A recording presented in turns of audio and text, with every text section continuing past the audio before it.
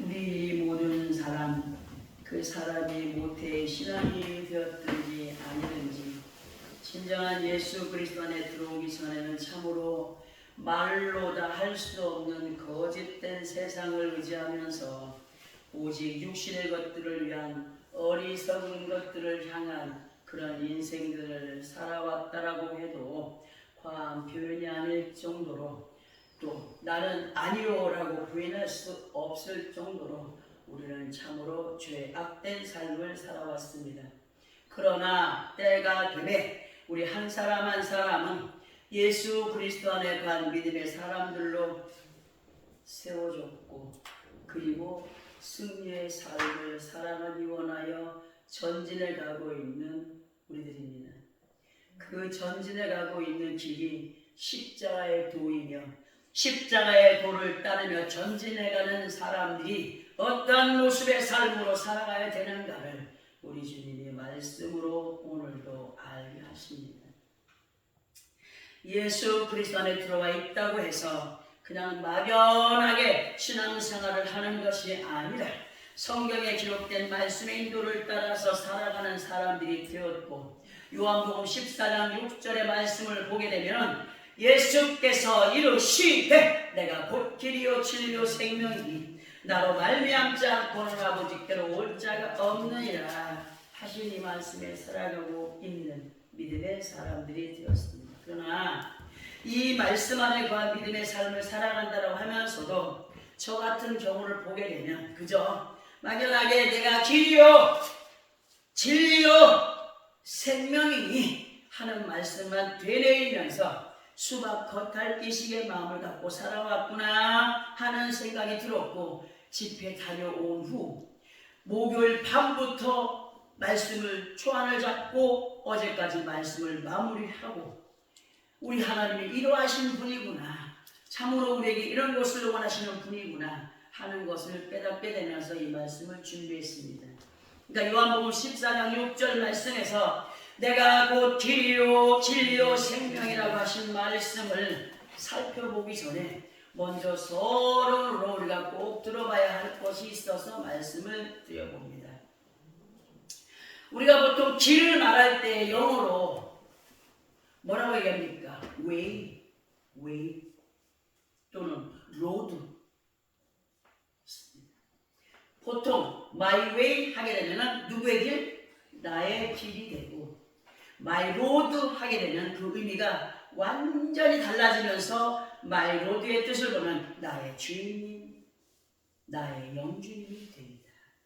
그러니까 주님께서 말씀하신 길에 대한 의미를 우리가 보면 예수 그리스도 안에 우리가 my road 할 때 그 길의 의미가 예수님께서 말씀하신 내가 곧 길이요 하는 것과 연결을 시켜서 볼 수 있기 때문에 한번 표현을 해봅니다.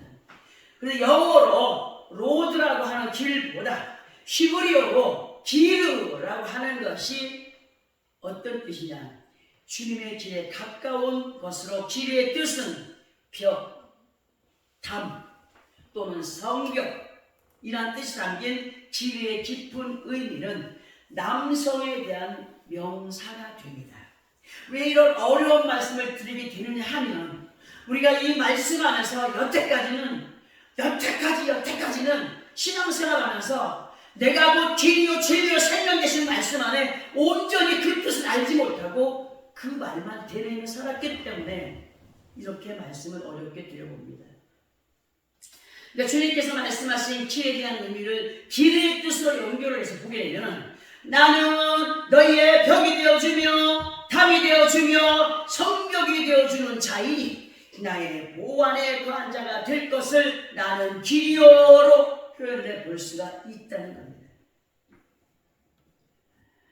하나님의 은혜, 정말 내가 예수 그리스도 안에 살고 있다면, 그리고 그 예수 그리스도 안에 살고 있는 자들로 주님의 보호를 받고 있다면 어떠한 믿음의 삶을 살아드려야 하느냐 할 때에 진리요 하는 말씀을 따라서 우리가 한 번 더 살펴보게 되면, 진리라고 하는 것은 사실이나 현실에 부합한 것이 되어야 되는데 부합이라는 말을 한문으로 보게 되면 맞을 부의 합으로 이 보합의 의미는 마주 놓고 보았을 때에 틀림이 없는 정확한 것을 부합이라고 하더라고요. 자, 세상의 다른 신들의 주장은 아버지 하나님의 뜻과 마주 볼 때에 맞습니까? 안 맞습니까? 절대로 맞지 않습니다. 그러나 우리 주 예수께서는 하나님의 언약과 마주 대하여 놓고 볼 때에 하나도 틀림이 없는 그 말씀 그대로 임하여 주신 분이시며 또 하나님께서 말씀하신 그대로 이루어가고 계시는 주님이신 것을 우리는 믿고 있습니다. 이것을 믿는 자들이 진리 안에 거한 자들입니다.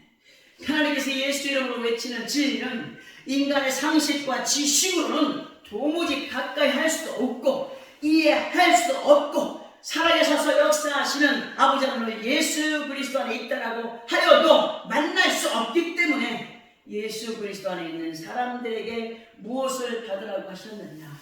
인간의 상식으로 하나님을 알 수 있습니까? 지식으로 하나님을 알 수 있습니까?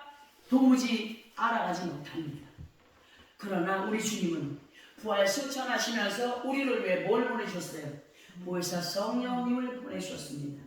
그래서 우리가 예수 안에 있다 할지라도 구원함에 이르는 자들이라 할지라도 성령의 충만함이 우리에게 없다면 우리의 힘으로는 도무지 그 믿음을 지켜갈 수 없기 때문에 요한복음 20장 20절을 통해서 성령을 받으라 하셨고 사도행전 1장 8절에서는 오직 성령이 너희에게 임하시면 너희가 권능을 받고 예루살렘과 온 유대와 사마리아와 땅끝까지 이르러 누구의 증인? 내 증인이 되리라고 말씀하셨습니다.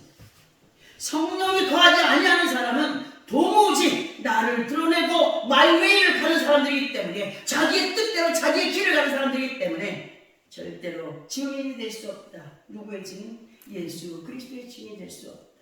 그리고 성령이 우리에게 오신 이유는 요한복음 14장 16절에서 17절까지를 보게 되면 내가 아버지께 구하겠으니 그가 또 다른 보혜사를 너희에게 주사 영원토록 너희와 함께 있게 하리니 그는 진리의 영이라 세상은 능히 그를 받지 못하나니 이는 그를 보지도 못하고 알지도 못하니 그러나 너희는 그를 아나니 그는 너희와 함께 거하시며 너희 속에 계시겠음이라고 하셨습니다. 한번 돌아보시기 바랍니다. 한 주간 동안 살아오면서 내 안에 성령님과 함께 시간을 보내고 있었는가? 아니면 순간순간 인간의 악성으로 나오는 어떤 행위로 인하여서 살아왔는가? 우리 안에 진리의 영이신 보혜사 성령이 거하실 때 비로소 우리는 진리에 거한 믿음의 사람들로 생명에 이르러가는 사람이 될 수 있습니다. 그 생명에 이르러간다.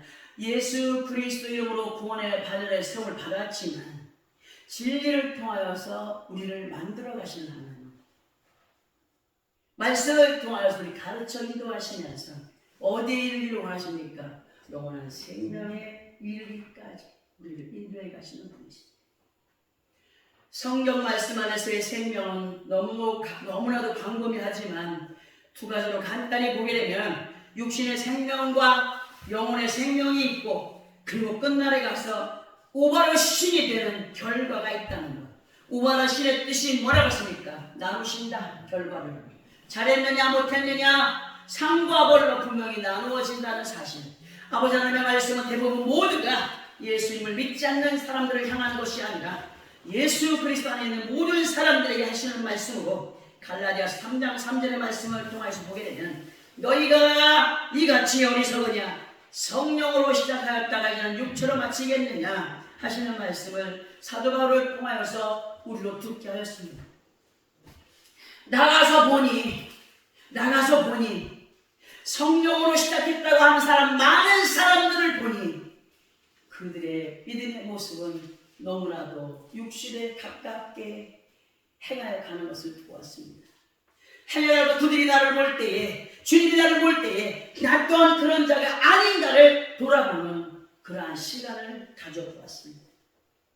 진실로 우리 자신들은 처음 사랑 가운데 가 있는 착각된 생각에 머물러 있지 말아야 되고 어제 믿은 마음, 어제 받은 은혜 필요 없다고 했습니다. 항상 오늘 이 시간에 완전한 것을 하나님의 영광된 자리에까지 가져가 가야 됩니다. 사도 바울께서 갈라디아 3장 1절을 통하여서 어리석보다 갈라디아 사람들아 예수 그리스도께서 못 박히신 것이 너희 눈앞에 보이거늘 누가 너희를 꾀더냐고 기록되어 있습니다. 사도 바울께서 갈라디아 사람들에게 오직 믿음으로 의로워진다는 것에 대하여서 너무 많이 강조하고 가르쳤습니다. 그런데 그 안에 누가 들어왔느냐? 거짓 형제들이, 거짓 교사들이 들어와서 그들을 꿰습니다. 그들의 믿음은 변질되어 갔습니다. 지금 현재 살아가고 있는 우리도 정말 예수 그리스도 안에 있는 우리들에게 로마서 1장 17절의 말씀을 통하여서 오직 우리는 무엇으로? 믿음으로 말미암아 살리라 하셨고, 로마서 3장 28절을 통하여서는 사람이 의롭다 하심을 얻은 것은 율법의 행위에 있지 않고 믿음으로 되는 줄 우리가 인정하노라 하심으로 믿음 안에서 하나님 앞에 의로운 사람들이 되어 가기를 노력해야 됩니다. 그러한 믿음 안에 정말 과연 살아가야 되겠지만 세상이 우리를 그냥 놔두든가요? 그렇지 않아요. 절대로.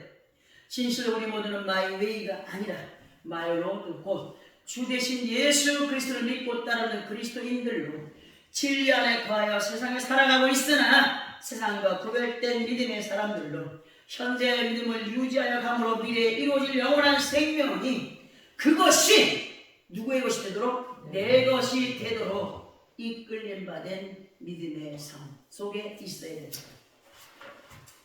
사람들은 이런 얘기를 합니다. 평생 예수를 믿지 않는 사람이 그 가족의 믿음에 의해서 가서 목사님이 임종예배를 드립니다.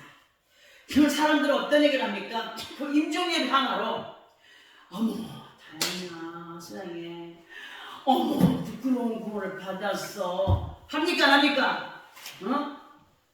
근데 성경에는 부끄러운 구원에 대해서 기록되어 있지 않습니다. 다만 누가복음 23장 39절에서 43절까지를 보게 되면 달린 행악자 중 하나는 비방하여 이르되, 이 무슨 말이냐면 예수께서 십자가에 못 박히실 때에 양면에 십자가에 못 박힌 행악자들이 있었습니다.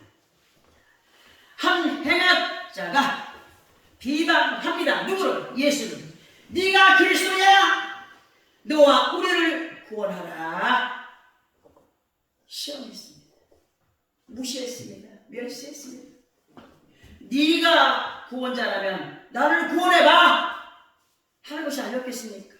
하나는 그 사람을 꾸짖어 이르되 네가 동일한 정죄를 받고서도 하나님을 두려워하지 않았느냐? 우리가 행한 일에 상당한 도움을 받는 것이니 이에 당연한 것이거니와 이 사람이 행한 것은 옳지 않은 것이 없도다. 한편의 행악자는 예수님을 신앙합니다. 같이 십자가에 못 박혔지만 이 사람은 도무지 죄가 없는 자다.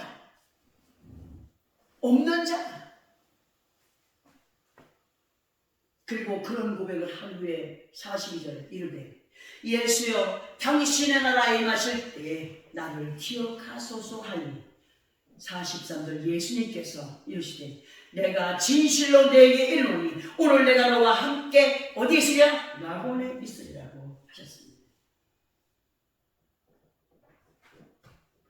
한 행악자는 예수님을 시험했죠? 멸시했죠? 네가 예수라면 구원자라면 날 좀 구원해봐. 너도 구원받아야지. 나도 구원해줘. 구원받았을까요? 말씀하지 않았어요. 마지막 부끄러운 구원이라는 것이 이러한 믿음 모습이 있었느냐 안 있었느냐에 따라 달라진다는 겁니다. 예배 하나로, 인종 예배 하나로 구원에 이르겠습니까? 이 말씀을 다시 보며 설명을 들어보게 되면 예수님께서 정말 십자가에 달리실 때 양옆에 똑같은 입장의 사람들이 섰지만 하나는 고난에 이뤘고 하나는 이루지 못했다. 이것이 우리의 모습인 것을 깨달아야 됩니다. 어떠한 믿음의 삶을 살아야 되느냐. 그럴까 하루는 아니라 그렇습니다 라고 아멘 함으로 행할 때 주님과 함께 우리는 낙원에 거할 수 있는 사람들이 된다라는 말씀으로 들어도 과한 표현이 아니라고 생각합니다. 예수님과 함께 낙원에 정말 거할 믿음의 사람들이라고 한다면 예수님은 신이에요. 신만 하는 것으로 되는 것이 아닙니다. 따라가야 됩니다. 믿어야 됩니다. 순종해야 됩니다. 예수님과 함께 낙원에 있을 것을 약속받은 우리가 되어야 됩니다. 참으로 주님께서 원하시는 것은 부끄러운 구원이 아니라 그 나라에 갔을 때도 고울의 권세를 누릴 수 있는 믿음의 사람들이 되기를 원하여서 우리에게 말씀으로 일깨워 주십니다. 절대로 죽기 직전에 시인하여 낙원에 이르렀다고 할지라도 심판대 앞에서의 보응이라는 판결이 분명히 있다는 사실입니다. 응? 뭐라고 하셨습니까? 보응은 이 땅에서 받는 것이 복이라고 했습니다. 그러면 우리가 얘기할 때 부끄러운 거 받는 사람 심판대 앞에 가면 어떻게 되겠습니까? 그때 가서 지은 죄에 대한 보응이 있다는 거 아니겠습니까? 응? 얼마나 무서운 말씀이십니까? 지금 우리에게 주어진 시간들 속에서의 의로운 믿음으로 심판대 앞에서의 보응을 우리는 반드시 피해가야 됩니다. 아멘. 고린도후서 5장 10절에서 보게 되면은 이는 우리가 반드시 그리스도의 심판대 앞에 나타나게 되어 각각 선악간에 그 몸으로 행한 것을 따라 받으려 함이라 하셨고 예수 그리스도 안에 있는 우리 모두는 그 심판대를 보호 없이 믿음으로 행한 상급의 자리에 거하여 가는 우리가 되기를 원하여 지금 현재 이 믿음을 더 돈독히 해가야 된다. 예수께서 진리요 진리로 우리에게 무장을 시킵니다. 이 길이 바로 내가 원하는 길이야. 이것이 바로 진리에 거한 믿음의 길이야. 이 진리를 통하여서 너희를 생명의 땅에 이르기를 원하여 나는 너희의 길이 되어주고 진리가 되어주고 생명이 되어주고 말씀하지 않느냐 말하지 않느냐. 응? 이제 본문으로 돌아가서 요한복음 6장 35절을 다시 한번 더 합독을 하고 설명을 드려봅니다. 시작. 예수께서 이르시되 나는 생명의 떡이니 내 영원한 자는 결코 줄이지 아니할 터이요 나를 믿는 자는 영원히 목마르지 아니하리라. 아멘. 자, 우리 주님께서 말씀해 주십니다. 나는 생명의 뭐라고 하십니까? 떡이라고 하셨습니다. 떡에 대한 것을 성경에서 보게 되면 여러 종류로 기록이 되어 있는 것을 볼 수 있는데 특별히 말라기 1장에서의 떡은 부정한 떡으로 이 부정의 의미를 말라기 1장 6절부터 해서 뭐라고 말씀하시냐면은 말라기 우리 1장 6절을 할 때 찾아서 봅니다.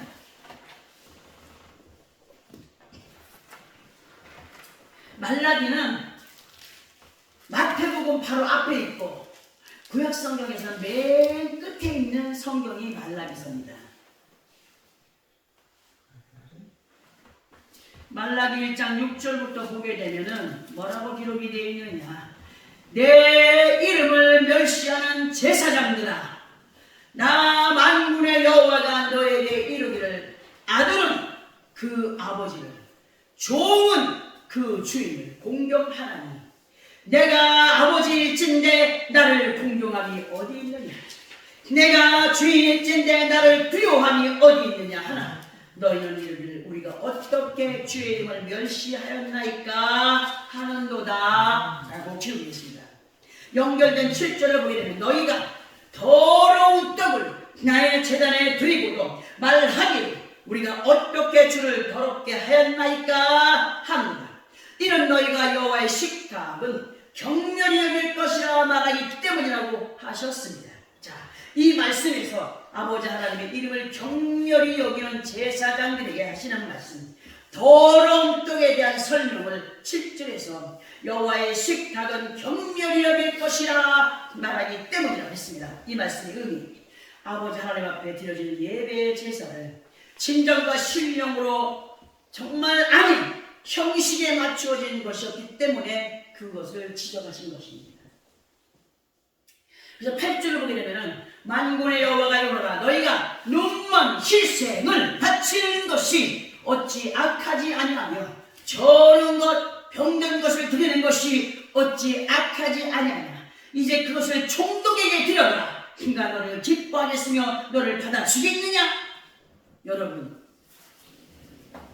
이전에 구약시대에도 짐승 가지고 아버지 앞에 번제를 드리고 화제를 드릴 때에 장사꾼들이 돈 없는 사람한테 야, 이게 눈이 하나 멀었지만 내가 싸게 줄게 팔았습니다.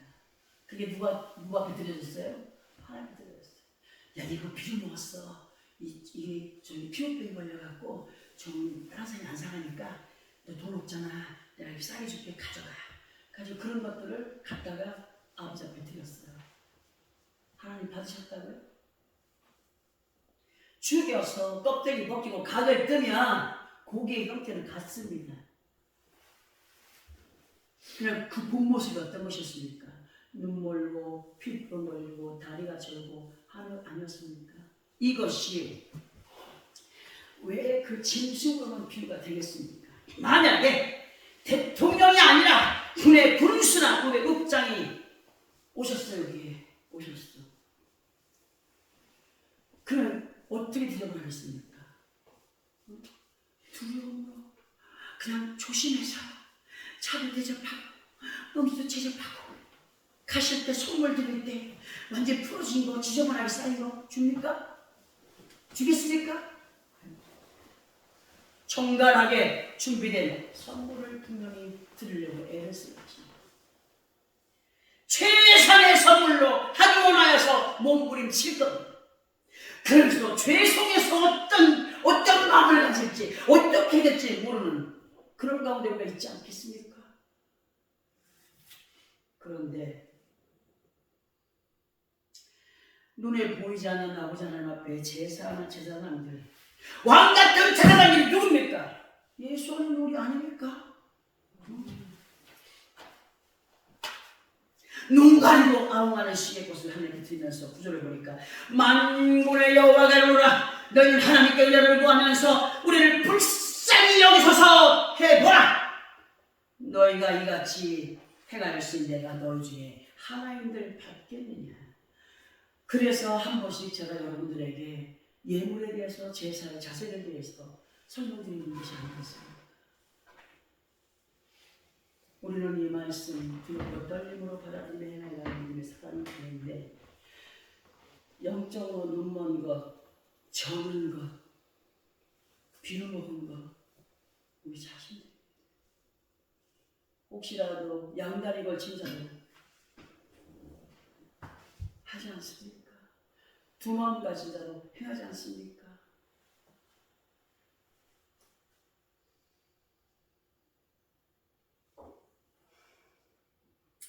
생명의 떡 산떡으로 우리들에게 말해주신 예수 그리스도 이름 아버지 하나님 앞에 예배하며 제사할 때의 마음가짐을 요한복음 4장 23절을 통하여서 아버지께서는 자기에게 이렇게 예배하는 자들을 찾으시느라고 말씀하셨고 그 예배의 모습을 24절에서 하나님은 영이시니 예배하는 자가 영과 진리로 예배할지니라고 하셨습니다. 이것이 온전한 모습의 예물이 되고 제사가 되는 겁니다.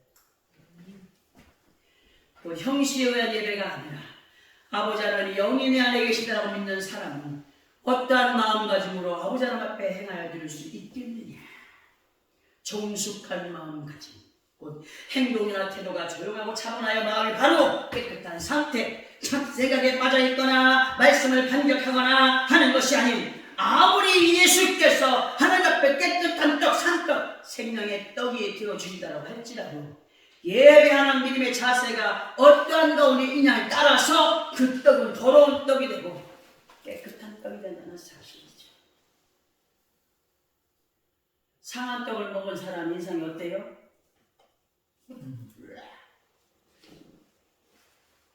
깨끗한 떡을 먹은 사람 어때요? 맛있다. 또 먹고 싶다. 이것이 진정과 신령을 드는 예배와 다른 것으로 나눠질 수 있습니다. 진정과 신령의 예배가 정말 되기를 원한다면 우리는 이 말씀들을 다 맛있게 받아먹고, 그리고 받아먹은 것으로 끝나는 것이 아니라 아버지 앞에 영광의 삶을 살아드리는 것이 다른 믿음의 신앙이 아니겠느냐.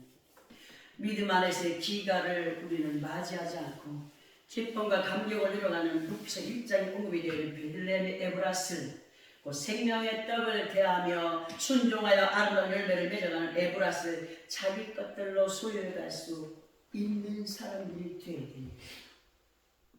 생명의 떡이 되신 예수 그리스도를 인하여서 에브라, 기름진 옥토에서 거두는 열매가 되어야 된다. 우리는 스스로 높아진 사람으로 마웨이를 가는 사람 아니, 그 사람은 곧 베들레헴의 흉년이 든 것과 같은 사람입니다. 자기의 뜻을 이루고자 원하고 자기의 어떤 목적을 이루고자 원하고 그것이 완전히 믿음의 그것이 계획이 되어서 간다면 마웨이를 가는 사람, 그 사람은 절대로 생명의 떡에 대한 굶주림 속에 있는 사람입니다. 베들레헴을 스스로 흉년이 들게 만든 사람입니다. 말씀에서 얻을 것이 없습니다. 왜? 자기의 생각으로 가득 차 있기 때문에 듣고자 하는 마음 없고 세고자 하는 마음 없습니다. 그러니 어떻게 아버지 하나님께서 원하시는 에브라스로 가겠습니까? 그야말로 우리는 진정 믿음 생활을 한다고 하면서 내 뜻, 내 방법을 따라가고 있는지, 아니면 정말 주께서 원하시는 길을 따라 승리의 삶을 살아가고자 원하여 몸부림치고 있는지. 내 길을 간다면 그는 영원한 갈급함 속에 온전한 생명을 이룰 수가 없습니다. 주님께서 원하시는 길은 가다가 힘든 일도 있고 어려운 일도 있고, 그러나 그분은 우리에게 약속했습니다.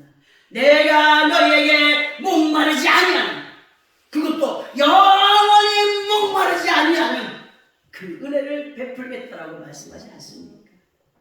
우리는 이 약속의 말씀 붙잡고 넉넉히 전진하여 가므로 아버지 하나님께서 예비해 놓으신 아름다운 복을 에브라임 뜻이 뭐라고 했습니까? 갑절의 열매, 두 배로의 열매로 신명기 28장에서 복을 내고서 들어가도 복을 받고 나가도 복을 받고 이렇게도 복을 받고 저렇게도 복을 받는 신명기 28장에서 복을 누구 것으로? 내 것으로 이루어가야 돼요. 내 것으로. 하나님은 약속하셨습니다. 어떠한 자에게? 온전한 믿음 안에 거한 자들에게 약속한 것이 아니겠습니까?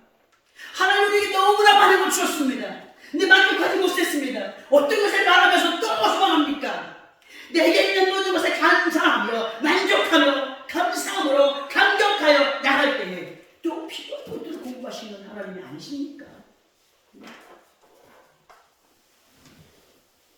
내 것으로 올려가기 원하여 몸부림치 아버지 하나님 앞에서 상급을 기대하면서 예수께서 이루시는 말씀을 결코 줄이게 하지 않는 내 스스로가 말씀에 기간이 걸린 자가 되지 않으려고, 내 스스로가 갈급한 자가 되지 않으려고, 내 스스로가 그러한 가운데 있다면 그것은 아직까지 내 안에 나를 비워내지 못한 삶이 아니겠습니까?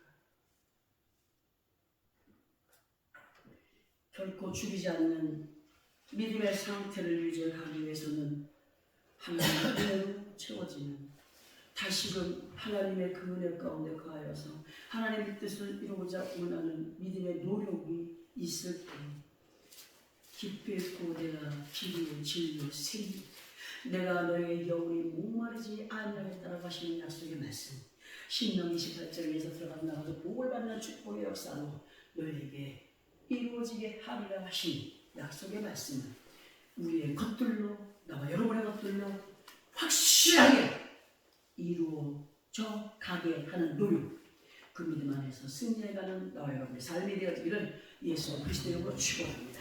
아멘.